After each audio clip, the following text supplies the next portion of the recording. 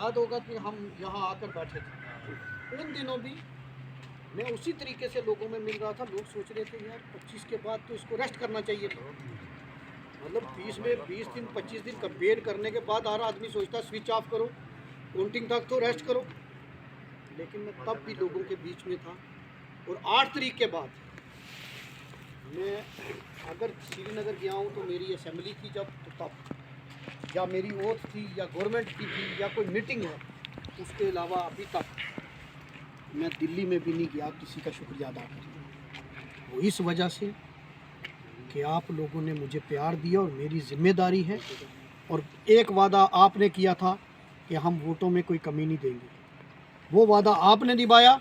आपने कोई वोटों में कमी नहीं की, यहाँ से हर पंचायत से मुझे वोट दिया और असेंबली में मुझे भेजा। और एक वादा पहला मैंने किया था, मैंने कहा था मैं हर पंचायत में टूर करूँगा।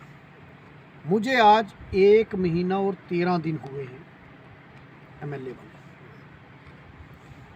उन 13 दिनों में मेरा आज 14वां दिन है जो मेरा असेंबली में, ये अपनी इलाके में, क्योंकि बीच में 10 दिन की असेंबली थी, फिर government formation meetings and all, फिर मैं किश्तवाड़ चला गया। ये सारे प्रोसेस में मेरे 14वां दिन है आज यहाँ। और उन 14वां दिनों में आपने देखा होगा सोशल मीडिया और मीडिया का ज़माना है, मैंने बड़ी सारी पंचायतों में पूरा एक टूर मेरे साथ ऑफिशियल भी की। आप देखेंगे सावनी के अंदर मैं गया, अपर सावनी, लवन सावनी, सनकारी के अंदर मैं गया, सालतार के अंदर मैं गया, कलाल कास में कल हम पूरा दिन रहे हैं। उसके बाद चढ़ान में मैं गया हूँ, ठीक है, बथूनी में मैं गया हूँ, मतलब चौधरी नाड़ में मैं हर पंचायत में अफिसरों को लेकर आपके बीच में शुक्रिया अदा करने के लिए आऊँगा। और वो प्रोसेस मैंने जारी रखा हुआ है। बीच में हमारा एक प्रोग्राम आ गया 26 तारीख का कि हमारी पार्टी की लीडरशिप यहाँ आ रही है 26 तारीख को। तो उसके लिए मैंने कहा कि मैं साथियों से बात करूं, क्योंकि होता क्या है कि जब मैं यहाँ से, आप लोगों ने मुझे वोट दिया, वोट मैं जॉइंट कैंडिडेट अलायंस का कैंडिडेट हूँ, सब ने मुझे वोट दिया, हर ज़ात, हर बलादरी, हर मज़हब के आदमी ने मुझे वोट दिया। अब वो क्योंकि सेलिब्रेशन है वो एमएलए की, और वहाँ अगर कल मैं ना आपसे बात करता तो आप बोलते यार एमएलए साहब ने प्रोग्राम किया आज वोट लेकर, उसके बाद हमें बताया ही नहीं। तो मैंने मकबूल साहब से और खालिक साहब से, इन साथियों से कहा, मैंने कहा आप, अब मैं जो मेरा प्रोग्राम है हर पंचायत में जाने का वो तो चलता रहेगा, क्योंकि मेरी कॉन्स्टिट्यूंसी की टोटल 52 पंचायतें हैं और वो 52 दिन तो मुझे लगेंगे, और 52 दिन अभी मुझे हुए नहीं एमएलए बने, ठीक। लेकिन फिर भी मैंने 10 पंचायतें अभी तक कवर कर ली, और उन पंचायतों में मेरे साथ कल भी पीएचई डिपार्टमेंट के एससी साहब थे, परसों मेरे साथ बिजली डिपार्टमेंट के एससी, इरिगेशन के एससी, इरिगेशन के एक्सियन, बिजली के एक्सियन, जो भी जेई AEE मेरे साथ पूरा डिपार्टमेंट जाता है और वहाँ बात सुनते हैं, लोगों की बात समझते हैं। और आज मेरा पहला मकसद ये है कि आप लोगों का शुक्रिया अदा करना, क्योंकि हमेशा लोग ये कहते थे कि हम वोट तो देते हैं लेकिन जीतने के बाद भी कोई नहीं आता और हारने के बाद तो बिल्कुल नहीं। लेकिन मैंने कहा इस रिवाज को मैं बदलूँगा। मैं आपका मकरूज़ हूँ, आपका कर्जदार हूँ। आपने ज़ात बलादरी से ऊपर उठ के मुझे वोट दिया और वो मेरे पे एहसान है, इसलिए मैं आपका आज शुक्रिया अदा करने आया हूँ और आपसे बात करने आया हूँ। क्योंकि यहाँ मैं किसी डेथ वाले घर आ रहा था तो मैंने कहा आप सोचेंगे कि एमएलए साहब आए हैं तो यहाँ नहीं आए, तो मैंने इनसे कहा चलो मैं वो फातिहा खानी भी करूँगा और आप लोगों से बात भी हो जाएगी। बाकी मेरा जो इन 6 पंचायतों में ये वाला एरिया जो है, इसमें मेरा टूर बाकी है। हर पंचायत में मैं एक दिन आऊँगा और उसमें कहीं किसी के घर मौत हो गई है वहाँ भी जाएंगे, कहीं आपने एक जगह प्रोग्राम रखना है, 2 जगह रखना है, वो दिन मेरा आपके लिए है। आप उसको कैसे मैनेज करते हो वो आप तक है, लेकिन पूरा दिन सुबह से शाम तक मैं आपके पास रहूँगा।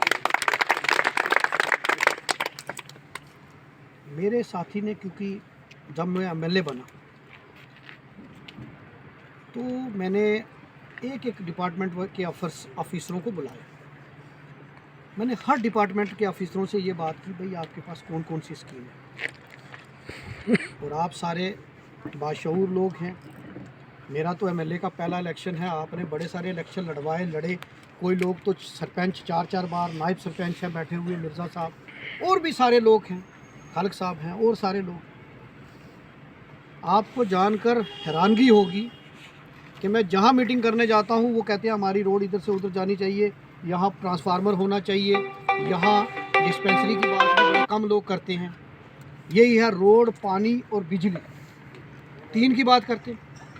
आपको पता है कि 1037 स्कीम, कितने 1037 स्कीम लोगों के लिए ऑनलाइन स्कीम है आज की डेट में। सिर्फ अगर आप लेबर डिपार्टमेंट की बात करें, उसमें हमारे पास अगर कोई मज़दूर है और उसका जॉब कार्ड बना हुआ नरेगा का और उसका लेबर कार्ड बना है, उसके बच्चों को 15-15 हज़ार, अगर उसके 2 बच्चे पढ़ रहे हैं तो 15-15 हज़ार रुपया उन 2 बच्चों को मिलेगा। अगर बच्ची की शादी है तो 75 हज़ार मिलेगा, और अगर खुदा ना खास्ता उस मज़दूर की डेथ हो जाती है तो उसको 3 लाख रुपया मिलेगा। आप मुझे बताओ ये बात किसको पता है? और सोशल वेलफेयर की 21 स्कीमें हैं, उसमें बुढ़ापे की पेंशन, जो बेवा की पेंशन, कोई हैंडीकैप्ड है उसकी पेंशन, बेटे की शादी 75 हज़ार, बेटी की शादी 75 हज़ार, उसके बाद हैंडीकैप्ड है इलाज के लिए पैसे, 21 स्कीमें टोटल। सर एक मिनट प्लीज सर, इसमें इनकी सोशल वेलफेयर की 32 स्कीमें, 13 जो हैं वो सिर्फ श्रीनगर के लिए रखी हुई हैं, 21 जो हैं जो यहाँ हमारे यहाँ 21 का भी हमें लाभ नहीं मिलता है, हमें कहाँ मिलेगा? मैं बताता हूँ ना क्यों नहीं मिलता। उस पर मैंने जो रिसर्च की, इसी तरीके से मैंने कोऑपरेटिव डिपार्टमेंट वालों को बुलाया, उनके पास भी इतनी स्कीमें। शीप हस्बेंड्री वाले, मैं हैरान होता हूँ कि मैं लोगों में जाता हूँ, यहाँ हमारे बकरवाल भाई, हमारे गुजर भाई, हमारे पहाड़ी भाई, आप माल मवेशी रखते हैं लेकिन 1 करोड़ तक शीप हस्बेंड्री और एनिमल हस्बेंड्री के पास है, फिशरी आपके पास है। ये सब हालात आपको दिखाएंगे स्कूलों के। और मैं एक बात जो कह रहा हूँ ना, मेरी बात को उसकी स्कीम है एग्रीकल्चर की। उस दिन मैं रात को 11:30 बजे आकर मैंने वो मशरूम का जो प्लांट लगा हुआ था, वो जो सेटअप लगा, मैंने उसकी आके देखा, 21 स्कीमें एग्रीकल्चर की। लेकिन है क्या प्रॉब्लम? कहाँ है प्रॉब्लम? ये है कि सारी स्कीमें ऑनलाइन है। अब कुछ पढ़े लिखे आदमी को भी आप बोलोगे ना जा ये अप्लाई कर ले ऑनलाइन पोर्टल पे, तो उसको नहीं पता चलेगा। तो गरीब गुरबे लोगों को क्या पता कहाँ से अप्लाई करना। अवेयरनेस। अब होता क्या है कि कुछ डिपार्टमेंट में कुछ लोग माफिया बन गए। जैसे मैं किसी डिपार्टमेंट में घुस गया सोशल वेलफेयर, अब मुझे पता है कि ऑनलाइन अप्लाई कैसे करना है, मैंने जाके क्लर्क से भी दोस्ती कर ली, मैंने आके अप्लाई कर लिया। अप्लाई करने के बाद मुझे वो स्कीम का फ़ायदा मिल गया। उसके बाद अगले साल जब स्कीम आएगी मैं अपने भाई का भरवा दूंगा, उसके बाद अपने साले का भरवा दूंगा। तो वो डिपार्टमेंट की स्कीम आम आदमी ने भरा नहीं, अब डिपार्टमेंट भरी। क्यों? उन्होंने बोला जनाब ऑनलाइन मसला है, जो अप्लाई करेगा उसको मिलेगा। तो आज इस चीज़ को रोकने के लिए मैंने रजौरी में एक ऑफिस बनाया है। आप सब जितने यहाँ बैठे हैं, कोई 1-2 छोड़कर मेरा घर सबको पता है। वहाँ मैंने ऑफिस बनाया, ऑफिस में मैंने वहाँ इंटरनेट लगाया है, वहाँ कंप्यूटर रखा है, वहाँ लड़का बिठाया 2-3 स्टाफ वाले। अब जो जो स्कीमें होंगी, आपने साइबर कैफ़े में नहीं जाना, आपने खज्जल नहीं होना, आपने सीधा दफ्तर में आना है। किसी को पेंशन लगवानी है तो जाओ दफ्तर में, वहाँ से अप्लाई होगा आपका। अप्लाई होने के बाद आपकी डिटेल नोट करेंगे और मेरा एक ऑफिस का PRO वो वहाँ से वो फाइल लेकर डिपार्टमेंट में बात करेगा, जाएगा, और जाने के बाद आपका नंबर नोट होगा। आपको बार बार आके रजौरी डिपार्टमेंटों के चक्कर लगाने की ज़रूरत नहीं है। वहाँ से आपको बताएंगे कि भाई इस डिपार्टमेंट का आपका ये काम है और आपका काम हो गया। ये बहुत बड़ा काम है, क्योंकि इस पे पहरा देने की ज़रूरत है।